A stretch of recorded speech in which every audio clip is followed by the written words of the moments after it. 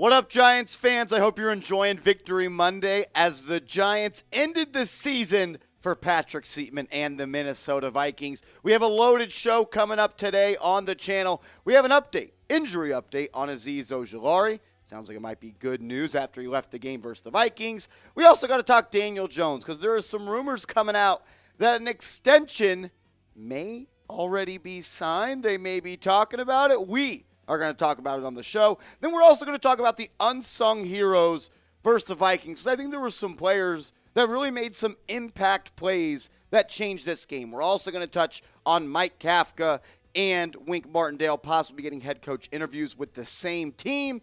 But first, it's Eagle Week. It's Philly Week. I hate the Eagles. I know you hate the Eagles. So join me down in the comments section. If you hate the Eagles and you want the Giants to win this weekend in the divisional round, type Philly down in the comments section.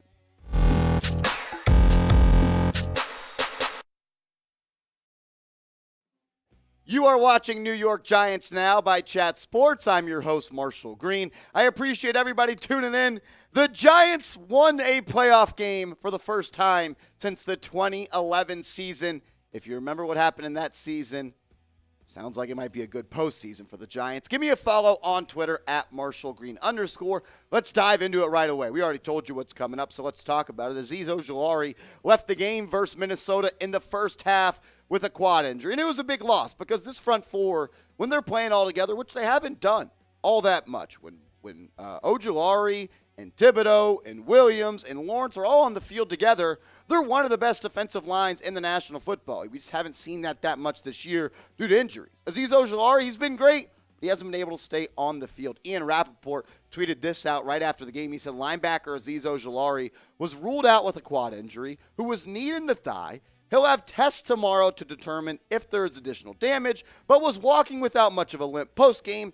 That's a good sign. Brian Daboll also said Ojulari and Jason Pinnock, who left the game and went to the hospital, are both day today, and Daboll said the Giants are looking good on the injury front. And that's good news for Big Blue, because if this front four is healthy against the Philadelphia Eagles, that's what you're going to need, because their offensive line, they have 2 all-pro players on it. They're one of the best in the league. But you need Thibodeau, Lawrence, Williams, and Ojulari to have the games of their seasons against this Philadelphia Eagles team. You see the stats. We know how important they are. They have to be healthy come this Saturday at 8:30 p.m. Eastern time when they play against the Philadelphia Eagles. You have to find a way to slow down this loaded Philadelphia Eagles offense with Jalen Hurts and all the receivers that they have. They have weapons. To eliminate those weapons, it's by getting pressure on a guy like Jalen Hurts. You make the quarterback uncomfortable. He's not able to dissect and sit back and evaluate what's happening downfield in the pocket. I need the big dogs, number 51, number 5, number 99, and number 97, to have big games this weekend. We're going to get to the latest stories coming up in a second. We're about to talk Daniel Jones. I know a lot of people call me a Daniel Jones hater. Some people also call me a Daniel Jones fanboy, so I think it's pretty funny. We'll talk about that first. But look, it's Eagles week, and if you want to beat the Eagles, subscribe to the channel because we put out videos every single day on the latest Giants news and rumors. We will be live on Saturday for the watch party. We had over 60,000 people tune into yesterday's watch party against the Minnesota Vikings. I can't wait to see what happens this Saturday against the Eagles. We're also in a subscriber battle with our Eagles channel. We have a lot of channels here at Chat Sports. We have an Eagles one run by Chase Sr., and I want to get more subs than him. Sub for Dubs. Help us get to 23,500 subscribers today. It's time. Let's talk about Daniel Jones, because he played like an elite quarterback yesterday against the Minnesota Vikings. The ball was in his hands. Think about it. Saquon Barkley only ran the ball 9 times. This was a Daniel Jones game through and through, and he delivered and arguably had his best game of his NFL career when the marbles were in the table. When everything was on the table, Daniel Jones played his best game. He completed 24 35 passes, 300 yards on the air, 2 passing touchdowns, and another 78 rushing yards. And that's something I want to talk about real quick, his ability to run the football. I know some people want to say, well, quarterbacks can't run, for sure. But when you rush for 7 first downs, like Daniel Jones did, that is 7 first downs. He did that. The sign of a great quarterback is playing your best in big games. And Daniel Jones has done that time and time again this season. They had to beat Washington on the road to get a big spot in the playoffs. They did that. They were a win-and-in game against the Indianapolis Colts. He played lights out. They won that game.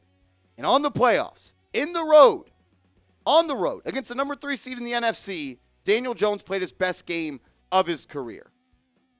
I'm going to say it. The Giants have their franchise quarterback. I was upset, very upset with Daniel Jones prior in the season on some games. I felt like he left some plays on the table against the Minnesota Vikings back in Week 16. Had some good plays, but I felt like he left some plays on the table. That interception, it hurt him. But look, he has not had a great situation. And the fact that the Giants are in the second round of the playoffs, one of the final 8 teams is incredible. You have your franchise quarterback. And if you have your franchise quarterback, the next discussion is, how much do you pay him? So let's take a look at the top paid quarterbacks in the National Football League. This is the average annual value. These are the 2022 numbers. Aaron Rodgers, he's making $50 million. Russell Wilson, 49. Kyler Murray, 46. Deshaun, 46. Patrick, 45. Josh Allen, 43. I think it's safe to say that Daniel Jones will not make $40 million.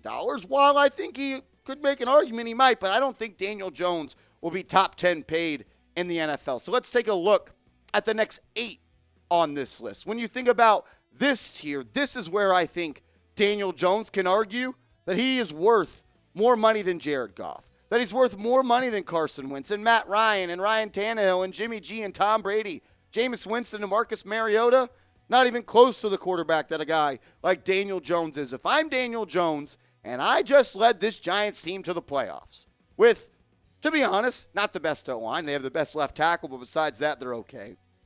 The wide receivers were no names that a lot of people know now, like Isaiah Hodgins, like Richie James.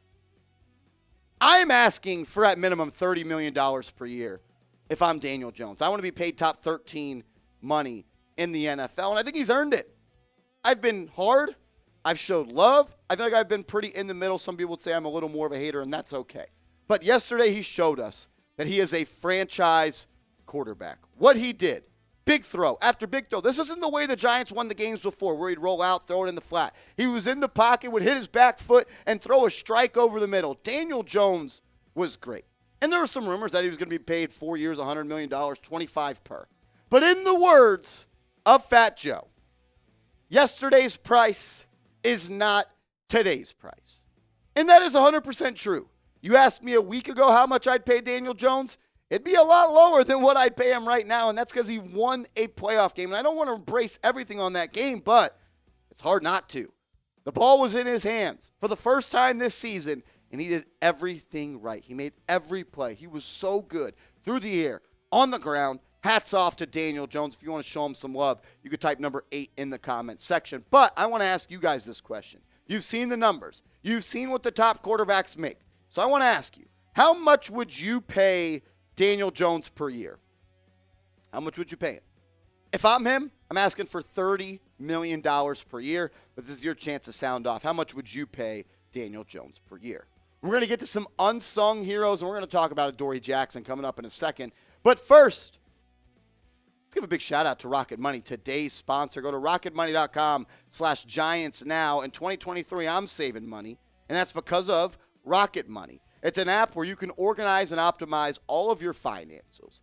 It lets you cancel your unused subscriptions with just a tap because it shows all your subscriptions in one place, and they cancel it for you. You don't have to call anybody. You don't got to go through the website and look for the cancel button. I love also that they monitor events that affect your credit score, and they negotiate to help you lower your existing bills. If they feel like your bills are too high, they're going to go to bat for you and negotiate those as well. Forbes is calling it the app that you can save hundreds on. Stay on top of upcoming bills. Let them cancel unwanted subscriptions for you, and you can view them all on one screen. Go to rocketmoney.com/Giants now.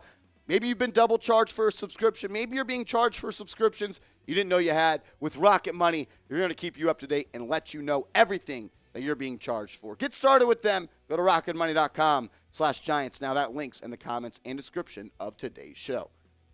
We couldn't move on in the week without at least looking back a little bit against the game against the Minnesota Vikings. Adoree Jackson was incredible. What he was able to do after missing 7 games and come back and guard the number 1 wide receiver in the NFL. You couldn't see me, but the number 1 wide receiver. This is all I saw.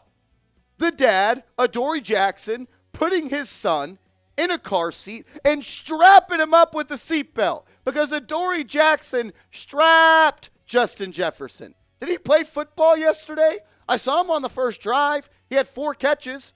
I didn't see him play after that.